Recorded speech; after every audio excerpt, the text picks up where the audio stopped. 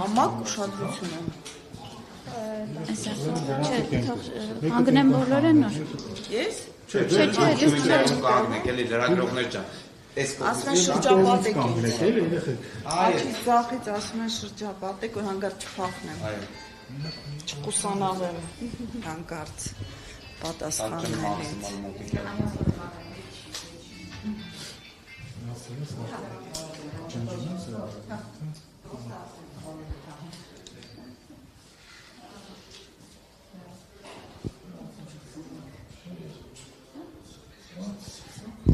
Տիկին Աղաջանյան, այսօր իշխանությունը պայքար է սկսել հայ առաքելական եկեղեցու դեմ, ձեր կարծիքով ո՞րն է դրա նպատակը, ինչի են ուզում հասնել,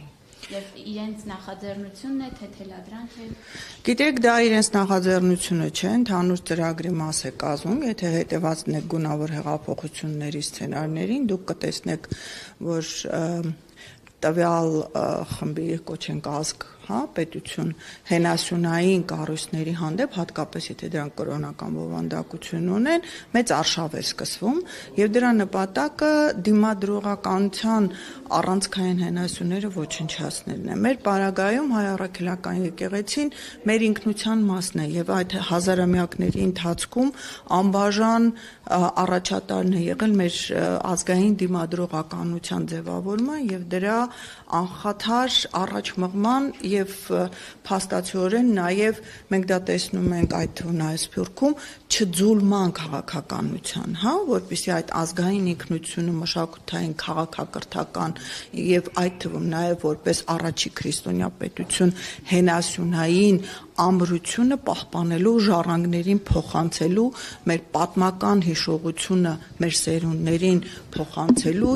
իմաստությունը հազարամյակների դա հաջորդներին հաջորդ եկողներն փոխանցելու եւ այդ ամբողջի մեջ այդ ամբողջական դիմադրողականության ապահովման ամենակարևոր գործոններից մեկն է եղել հատկապես այն շրջանում երբ որ մենք պետականություն չենք ունեցել բնականաբար այս իշխանությունը որ սպասարկում են արևմտյան հեռահար նպատակներով ձևավորված թուրք-ադրբեջանական ծրագիրը նրանց համար հենասյուն առանցքային կառույց որը կարող է խաթարել իրենց ծրագրերի իրականացմանը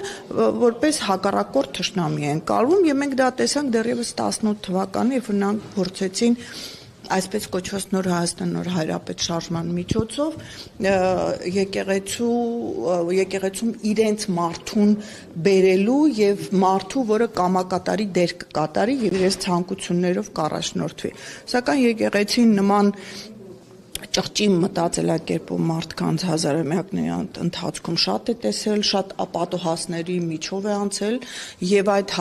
կուտակած իմաստությունը բնականաբար նրան թույլ է տալիս նախ ճիշտ գնահատելու սպառնալիքը եւ համապատասխան քայլեր ձեռնարկելու։ Այսինքն մենք հասկանանք, որ սա ոչ թե ինչ որ մեկ անձի տվյալ պահի կմահաճույք է,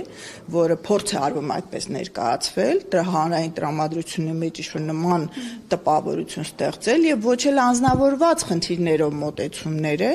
այլ ունի հստակ նպատակ ազգի ինքնության ոչնչացման ուղղված եւ նրա դիմադրողականության ջախջախմանը ուղղված եւ սա է ամբողջ այս եթե ամփոփենք գործողությունների ծրագրի նպատակը սա է Պարամետրիկը, որով դա արվում է, չգիտեմ, երբևէ տեսած, լսած կայիք նման բան, որ ղեկավարի իր հանրային տիրույթում։ Գիտեք, նախ երևի չգիտեմ, շատերը չգիտեմ, որ հայոց լեզուն ինքը հայհոյանք չի ունեցել։ Դա փոխառված բառեր են եւ դա պատահական չէ, որովհետեւ մեր քաղաքակրթական մշակութային համակարգի մեջ մարդուն անպատվելը դա համարվել է ամենավերջին քայլերից մեկը։ Նման խմբակի կողմից նման բառամթերքի օգտագործումը դա բնական է, որտեղ դա իրենց էությունն է, չդաստիարակվածության դրսևորումը, իրենք սկզբի շրջանում կարող է ինչ-որ թատերական բեմականացման միջոցով քող վրաները առած փորձում էին այսպես առաջատար ժողովրդավար արևմտյան արժեքներով առաջնորդվող ինչ-որ անձանց կերպարներ ընդունել, բայց ինչպես ասում են, մախատ պարկի մեջ չես պահի։ Ժամանակի ընթացքում դա իր բնական դրսևորումը տալիս է եւ սա լավ է, որովհետեւ ժողովուրդը տեսնում է, թե իրականում ում է հավատացել, իր ազնիվ մղումներից դրդված ում է բերել եւ ձայն տվել ու նստացրել իր գլխին, որը փաստացիորեն բացի նրանից, որ ինչը շատ ավելի կարևոր է, որ ազգի պետության համար աղետաբեր է, բայց նաև իր էության մեջ ոչնչություն է։ Գինա Աջանյան, տեսեք, եկեղեցու հետ արշավի զուգահեռ մենք տեսնում ենք, որ նաև իշխանությունը հեղաշրջման պլանները հրապարակներում մախուզարկություններ օրինակ իրականացնում։ Դե գիտեք, իրենք նաև այդ, ասենց ասեմ, գունավոր հեղափոխությունների այդ սցենարի անբաժան մասն է նաև նահատակ ներկայացնելը, հա, մենք կարծեմ ինչ-որ ժամանակ առաջ էլ այսպես լսեցինք ինչ-որ անհայտ մահափորձի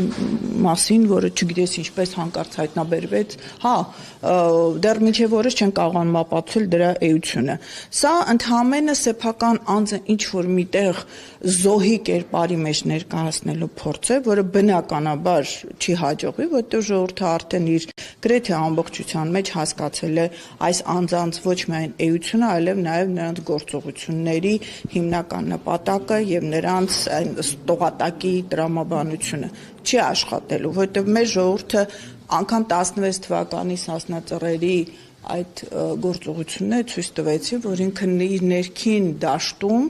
ուժային միջոցներով հարցեր լուծելու կողմնակից չէ եւ միշտ խաղաղ պայքարի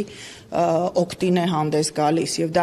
դա եւս ապացուցում է մեր հազարամյակներով հին քաղաքակրթություն մշակույթ կրող գենետիկ մակարդակում խաղաղ բարեկեցիկ բարի տրամադրվածության հանգամանքը, որը եւս այս իշխանությունը փորձում է ինչ-որ խեղել ձևել, ինչ-որ անհասկանալի ձևերով ներկայացնել։ Եվ պատահական չէ, որ մեր ժողովուրդը այդ իր անցած հազարամյակների ընթացքում ինքը երբեք պատերազմ չի սկսել։ Ստիպված է եղել արձագանքել եւ արժանի հարված է տվել, բայց երբեք ինքը նախահարցակ չի եղել եւ ուժային միջոցներով հարցեր լուծելու կողմնակից չի եղել, որովհետեւ դրա լուծման շատ ավելի քաղաքակիրթ եւ ավելի հիմնարար ձևեր կան։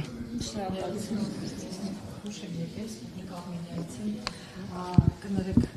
այս վերջի իրադարձեք, հա, եթե կարելի է